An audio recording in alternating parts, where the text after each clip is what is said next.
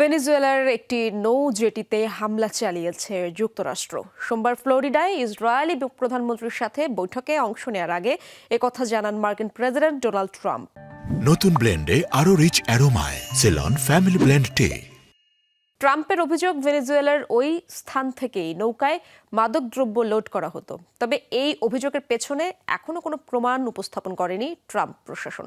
এর বাইরে এ নিয়ে আর কোনো মন্তব্য করেননি তিনি। গেল বেশ কিছু সপ্তাহ যাবৎ মাদক পাচারের সাথে ভেনেজুয়েলা সংশ্লিষ্ট এমন দাবি করে আসছে ওয়াশিংটন।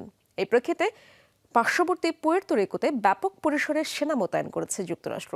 ভেনেজুয়েলায় গোপন অভিযান চালাতে CIA কে নির্দেশও দিয়েছেন ট্রাম্প।